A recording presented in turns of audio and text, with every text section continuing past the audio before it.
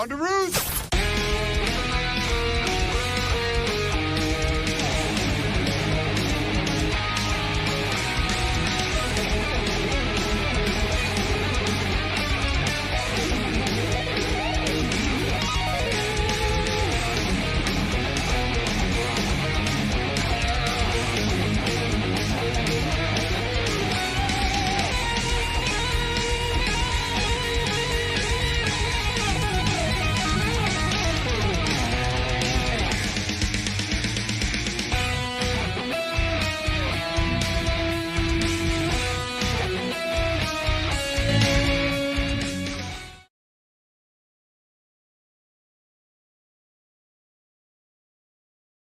The Fuel Sports Network. Behold the King of Kings. We couldn't do diddly poo. I'm dropping the hammer. No, you're not. And that's the bottom line. Here, have a quarter, make a phone call. I have wrestled with an alligator. What? I done tussled with a whale. What? I done handcuffed lightning, throw thunder in jail. Funky butt loving. Did he say funky butt loving? There's no crying. There's no crying in baseball. Let the big dog eat. Woo! Woo! Woo! Woo!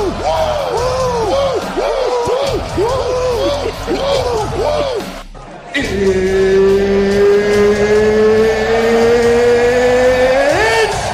time!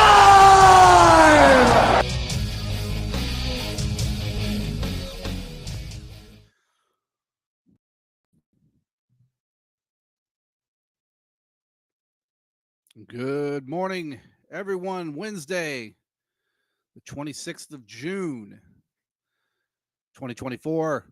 It's a rainy day today. It's a good day to do an inside, stay on the show, kind of interact. Let's talk some sports. Let's talk some movies. Let's talk some other things. We got lots of different things to talk about. But first and foremost, the usual housekeeping stuff. Make sure that you go and you check out Fuel Sports Network over on fuelsportsnetwork.com. We have the live feed over there. That's probably one of the best formats that you are going to see as far as the quality. Obviously, we always implore everyone to go check us out on Facebook and over on X, Fuel Sports Network. And we've got a lot of stuff on the table today, and we've got a lot of stuff coming later on down the line. Go back and check out some of the great special edition shows that we have. I do another show called Goat Talk with the Spurge. We talk about everything that's great in the world of sports. We usually do like a Mount Rushmore type of thing, and it's always a lot of fun and it's enjoyable. And so go check that out. It's a great thing. Always, check out the A-Team, great show that's on Wednesday nights. And they do a lot of really deep conversational type of stuff. And it's always good to kind of get that perspective on things. Thinking about the deep perspective of stuff, and that kind of segues into what we're going to be talking about today, some of the stuff, but make sure you go check us out on Roku and Amazon Fire. We're on that as well. And as you can see, I got a bat over my shoulder here. It's a Louisville Slugger. This is a 125 series, powerized, but this is one of Joe Carter's bats that he used in San Diego when he was there with the Padres for one season back in 90-ish, 91. I believe he was traded out of Cleveland, if I remember correctly, where he had some success in the 80s, kind of came into his own as a Padre. Then the Padres traded him to the Toronto Blue Jays, and we know the rest of the history. So this is one of Joe's bats. Obviously, it's beat up pretty good, but yeah, it's one of his bats from the San Diego Padres. So it's always fun to look at those, and you see the kind of old school bats. Just to where they're just rounded off at the top. Obviously I'm a big I'm a big fan of game use stuff. things that were used, and obviously you could tell it's number 17 was written right there on the end for Joe. And a good example, again, just staying kind of in that bat realm of things. And again, like I said, this is great, information to have. Some people know it, some people don't. A lot of ball players, they changed their either the glove that they were wearing or something that they were doing. Maybe they changed a piece of equipment, but that's again, same thing with Joe's bat. This is a pro stock Louisville Slugger, powerized, obviously a 125 series as well. And this one's scooped, and it's ash bat, very, very light. That bat there that I had before is also an ash bat as well. And everybody has seen my McDougal bat. If you haven't, you can go back and check out some of the shows. For years, I used a Louisville Slugger. And that was something that I always liked using. But the issue I had playing ball with a Louisville Slugger, specifically the ash model, was, yes, it's very light, easy to swing, very flexible, but would chip and shatter. Really, really easy. If you hit a ball just wrong, just off the end of the barrel or maybe a little bit too close to the stripe, you would end up shattering the bat. And so we've got we work with McDougal Bat Company. McDougal Bat Company, which I'll put the link down here below. You can get a referral codes, Fuel Sports Network. Go over to their website. But this is one of their newest edition of bats that I'm going to be showing you all out there. You haven't seen it yet. You've seen mine, and mine is the tan oak and hickory. But this is their newest model that you guys are going to specifically be seeing here live on the show. Not very many people have seen this model, but you're going to see it right now. And that is this, the Powerwood Hickory and Walnut Sandwiched McDougal bat, BB Course certified. This bat is amazing. As you can see, it's got a tough grip on it.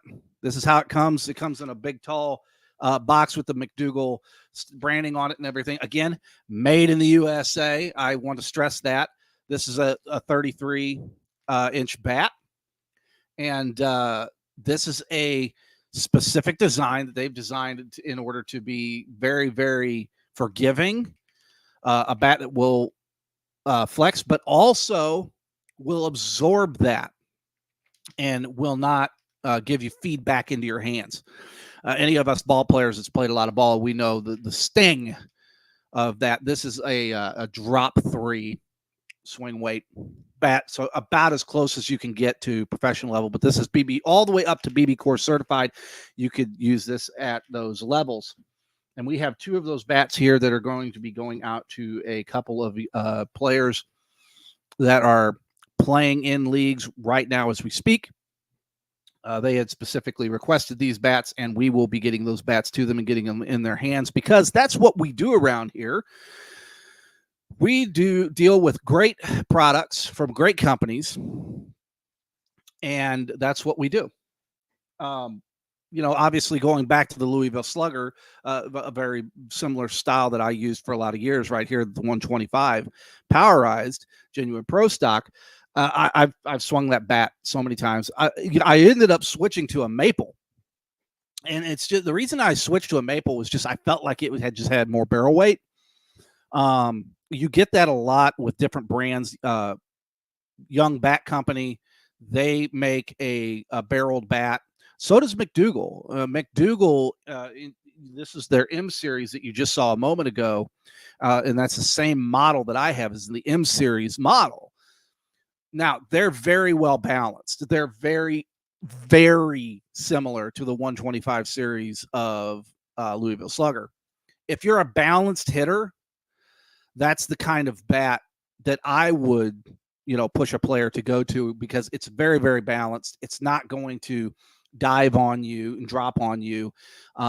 If you're a power hitter and you're a pole hitter, that's what you do, and you have more of a golf type swing, then you probably want to go more towards McDougal in that instance is what's called the B model, the B series of bats. And those are more end-loaded, weighted bats. But make sure that you use this code down here if you want to get it. Again, folks, these bats are not cheap.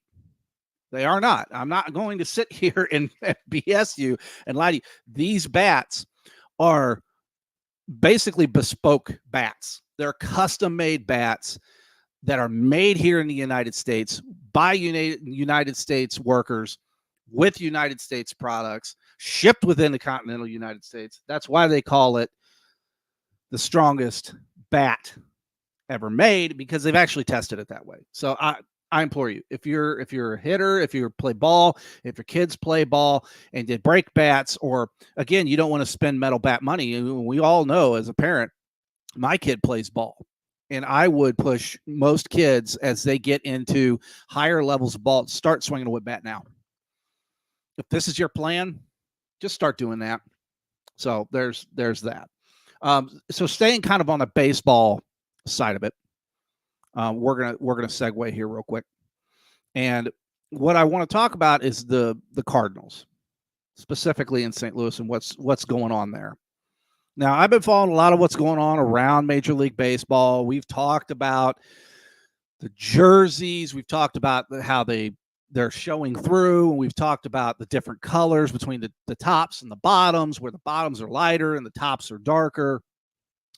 There's a lot of issues there, and with Fanatics, the company that was relegated to this manufacturing process of these jerseys and pants and so on and so forth, unfortunately had a lot of blame thrust upon them about what has happened with a lot of that stuff. And so I don't want to state that Fanatics isn't to blame. They made them, but they made them with the express permission and oversight of Major League Baseball, and I believe Nike, if I'm not mistaken, because Nike was the one that got the deal for Major League Baseball, and then they subletted it to Fanatics. So if you have two levels of oversight at anybody in any job, and I've worked payroll jobs for a long, long time, so I know all too well. Work with multi-billion-dollar companies. I know the levels of oversight and QC that comes with any product that is manufactured. There's always oversight, and there's always a QC department, and they're always managing it. Okay. So when we are looking at that, you got to say to yourself, why didn't they catch it? Who didn't catch it? And what's the reasoning behind it? Fanatics got a lot of heat for something I feel like they didn't really, they were doing what they were told. Like, hey, listen, these are the parameters we want met. This is the cost, that we want them to be, and this is where it needs to be. That's the thing. When you get an order from a company, if you're an apparel company and you make apparel, you get an order from the company, and the company says, I want you to use this base product, whether that's in hats, whether it's in sweatshirts or shirts, t-shirts, whatever. They tell you what brand of base apparel to use to do the either screen printing or embroidery or whatever product that you're making. They give you those parameters. So this, I believe, and it goes to show the ineptitude in Major League Baseball's marketing department and their managing department, that they can't seem to get their act together. It's like the tail wags the dog. At what point are they going to say, oh, hey, this is, again, it's a big stickler of something I'm about, because I've been in the apparel business for years. I'm very, very intuitive on it. I know the ins and outs of the business, hats, shirts, you name it, doesn't matter. And so I've worked with a lot of those companies, $1 million companies and $1 billion companies that do a lot of that stuff. And so I know. And it's puzzling to me that Major League Baseball wanted to kind of try to pin it on Fanatics, because, again, they couldn't pin it on Nike, because Nike's a multi-billion-dollar brand. And let's face it, when you see that swoosh, you don't even have to say Nike, right? Everybody knows. right? It's like if you see that oval and you say it's a car company and you see that oval, you already know what it is. I don't even have to say the name. You know what it is. Put it in the comments. You already know what it is. If you see a bow tie, you know what it is. It's a brand. It's not just a product. A product is a product. You could slap anything you want on it. I could take a brand off of any, let's just say vehicles, for example. I'm a big car guy. You could take a brand off of any vehicle and you could put anything you want on it. And people are less likely to buy that product because it doesn't have a certain particular brand on it. And I know there's going to be a lot of people that are going to be out there. Oh, that's laughable. That's not the case. It is. And I'm going to explain why. So all of that long-winded branding discussion comes into this. You know, it's the same thing with any like a TV network or whatever. You know, ESPN is a brand, Fox Sports brand, Fuel Sports Network brand. And when you see this logo that's up here or the logo that's back behind me that you can't see right now, you know what that is. It's easy to, remember. Our brains are wired in a way to remember visual objects and shapes. That's the way the human brain is designed and wired. So that leads me to, why is it that if I were to tell you, if I were to take, I'm not going to show the brand, but this particular product right here, if I was to take a can of soda and I were to sit it with a blank aluminum can next to another blank aluminum can, and I told you to taste these products, and you tasted those products, you'd come back and go, oh, wow, that tastes really, really good. What is that? I liked this one. This one was okay, but this one was really, really good. And the person that you're getting is, let's say, for example, a Coca-Cola drinker.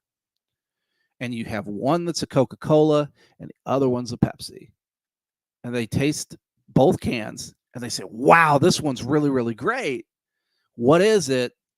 And then you reveal that it's a Pepsi, and then their mind is blown. But if you were to take a Pepsi can and a Coke can and put it out there in front of everybody and they were to drink it, they would immediately go, ugh, that's awful. That's terrible.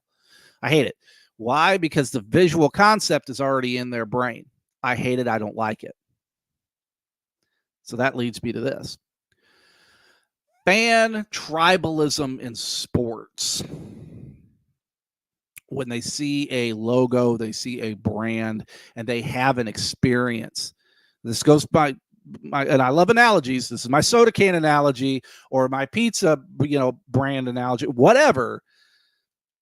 If you take the logos off of it and you just show the product, or you just get the individual to experience the product, then they'll go, oh, wow, that's really good. I like that. I enjoy that. That's pretty good stuff. But you put the logo on it, and then immediately, as soon as they consume the product, if they even consume the product, then they're going, I don't like it. Why is that? It's because it's a preconceived notion that a lot of fans have in their head. If it doesn't have the NY on it, the NYY for New York Yankees, they don't want it. If it doesn't have the STL, they don't want it because of fan tribalism. And I saw a lot of this over the summer. And I was a season ticket holder for the St. Louis Battlehawks in the UFL. I saw quite a bit of that going on from a personal perspective. A lot of fan tribalism to where they supported the team, loved the Battlehawks, cacaw, the whole smash, right? But there really wasn't UFL support. People really weren't about the brand. It's something to kind of think about, because a majority of fans in that market are, hey, we love football, right? We're a great football city. Okay. St. Louis has lost 2 football teams, had a third taken away, but without, really getting one when the expansion process. Obviously, you can see the hats up above my shoulder on my rack up there. But that's a good point to be pointing out. If you took that UFL branding away, would people's perception still be the same? If you took the Battlehawk branding away, would people's perception still be the same? It's fan tribalism in sports to where they will overlook, and the same thing goes with anything in the world, products, with sports, with teams, with politics. It's the same process. It's everything. It's this tribalism mentality. I have to do this a certain way because that's the way I've always done it.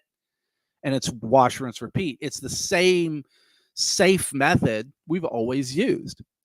And again, from my perspective, I feel that it is a tough argument to make when you say, I love football. And you go to the football games and you pay the exorbitant prices, you pay for the outrageous parking that they're scalping you on. And you do all of this stuff, right? To go to the game, to pay for the overpriced hot dog, to pay for the overpriced beer, to sit in the overpriced seat, to watch the overpriced product because you're a fan. And that's what you do. And we all do it. Guilty as charged. This guy right here, 2 thumbs, this guy. I do the same thing. And I'm not going to sit here and say that I'm not guilty. Guilty. But whenever I see the screw Kroenke, F Kroenke, the screw the NFL stuff, we don't need them. I know that to be factually false. You may feel that way, but I'm going to give you a really good story that you're going to want to hear. And the reason you're going to really want to hear this story is because I think you're going to get a lot out of it. But first thing we got to do is we got to take a quick break. We're going to bump out for here in about a minute. We're going to be right back in about 60 seconds. So just stay tuned. Stay with me. We'll be right back.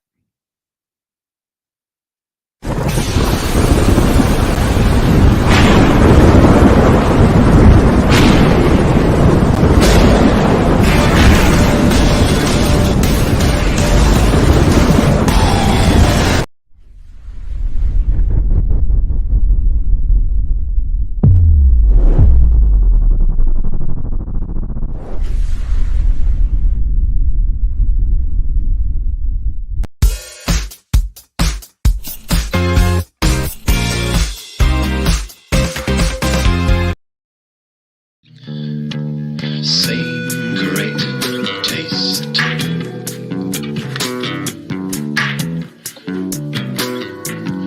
Yes, same great taste.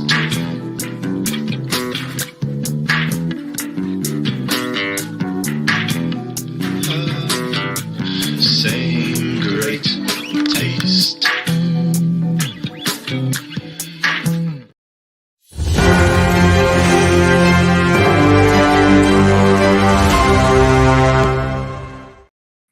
And we're back. So the story that I want to tell you, going back to the previous segment, talking about fan tribalism in sports, the reason that I say that, and we're all guilty of it, I expressed it with the St. Louis situation with the NFL and the Battlehawks with the UFL and everything. So knowing all of those factors, the one thing, and again, I want to be perfectly clear that we're all guilty of this. Again, 2 thumbs, this guy, we're all guilty. If I were to tell you, St. Louis sports fan, I'm talking specifically to the St. Louis sports fan that's out there listening and watching and paying attention to this product today. Thank you very much. I appreciate it. But if I were to tell you that the NFL was going to come back into the city of St. Louis and they were going to put a team back in the city of St. Louis, they were going to build a new facility and everything was going to come back, and you knew none of the other parameters, right? You knew nothing else about the deal. If I were to tell you that, what would be your reaction? What would be your response? Now, I've specifically spoke, use my grammar here, spoke to a multitude of fans in private. And we've had these conversations. And the one conversation that I could say for a fact that we've had is this particular one. And I asked them the question. If tomorrow I told you that the NFL was going to have a team back in St. Louis, if I told you I had evidence to prove that the NFL was going to be back in St. Louis tomorrow, after this fan told me, screw the NFL, screw Stan Kroenke, to hell with all of it, I don't need it, don't want it, what would you do? Be honest with yourself. Ask yourself that question. 9 times out of 10, every single time I asked that question, you want to know what the response was? I put a second mortgage on my house to buy PSLs. I'd be the first in line. I'd be elbowing people to get tickets. That's why. Because the NFL, it's as a whole, it's not just the team. It's the brand. But the brand being stamped on your particular market is a sense of pride. It's a sense of dignity.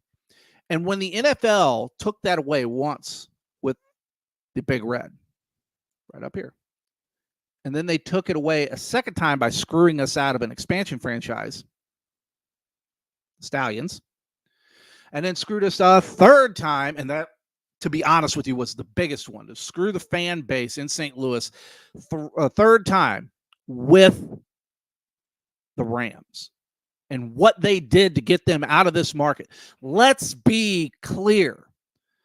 I could show you on this show all the memorandums, all the documents, all the court documents, everything behind that entire move. And I could show you unequivocally, beyond a shadow of a doubt, that there was, and just to the prior phrase that I had said, a shadow campaign. There was, let's face it, a conspiracy to get the Rams out of St. Louis back to LA. But again, the long-term plan was probably always that. Go back and look at John Shaw interviews, the former president of the organization. When they moved the team at the end of 94, and then coming into 95, and they moved them to St. Louis, they played a handful of games at Busch before they started playing at the Dome. They never left their offices in LA. They kept them. They were still there. And a majority of fans don't, it just doesn't pop. It doesn't conceive. They can't understand it. Well, why? They moved to St. Louis. Why wouldn't they move everything lock, stock, and barrel to St. Louis? It's because they didn't know it would work. And you have to remember, this is the mid-90s. This is really before what the glorious thing that you're seeing with my beautiful face right now on the video scope. That's the difference maker. We didn't have this. We didn't have, these little devices like this, supercomputers in our pocket. We didn't have it. So it's one of those things where I want to make it abundantly clear to everyone that's watching. This isn't an attack on the fans. This is an attack. This isn't an attack on your mentality. This is a obvious point to a mental structure that we have as human beings. We're all guilty of it, of tribalism. Up versus down. Left versus right. Forward, backwards. Blue team, red team. You get the idea. We're all guilty of it. And we all do it, whether we like to or not, either consciously or subconsciously, we do it. And that is where I would say, as fans, we probably have to do a better job at trying to level those behavioral traits and say, you know what? I love football. Doesn't matter if it's the NFL. Doesn't matter if it's the UFL. Doesn't matter if it's the CFL. Well, I guess it kind of does, because different rules, different formats, Again, if you were to take the NFL badge away and you were to take the UFL badge away and you took all the team logos and colors away, and you just had teams that were playing black and white, that's it, and they were playing against each other, would you really notice the difference? Be honest with yourself. Would you really even notice the difference? Probably not, because it gets seared into our brain. Obviously, you can tell I'm a St. Louis market guy. That's where I was born and raised. It's where I continue to reside. Some people are WCW. Some people were WWF, which is not WWE, but you get the idea. Some people were ECW. Brand loyalty. Tribalism. I don't mean to beat it to death, but again, Louisville Slugger guy for years, right? This guy right here, Louisville Slugger guy. That's again, this is the entire show. If you guys have been watching from the beginning, I'm a McDougal guy now, even though I love Louisville Sluggers for years, and I still collect them. I still have them, but I don't swing them anymore. Why? McDougal makes a better product. And I had to take that mentality out of my brain. And I had to refocus on what it was that I was talking about. So that's what I'll leave you with today. A little bit of mental homework. Focus less on this tribalism idea set that you have, and really look at the product. Analyze it. Does this really fit my goals? Does it really fit what I'm trying to do, what I need to do? And if you answer that question in a way that is very clear and concise, and you don't muddle it up with feelings, you'll come to the true result. And that's who makes the better product. Don't get caught up in the tribalism stuff. Let's take a step back. Let's look at what's best for us in our particular situation. Ladies and gentlemen, thank you so much for joining me on this week's edition of the Derek King Sports Show. I implore you to go over to fuelsportsnetwork.com. Check out the great articles and all the great stuff that we have over there. We're consistently building that website, so there's always new stuff going up all the time. Check back in with me next week. Make sure you stay tuned in tonight. And there's going to be a lot of really great content, again, still coming down the pike. There's so many different things that we've got cooking and going and moving and shaking. But we're coming up on our hard 30 here because we had a long lead in. I will talk to you guys later. Thank you so much for joining me. Appreciate you being here. We'll see you again here next week. Thank you. Adios.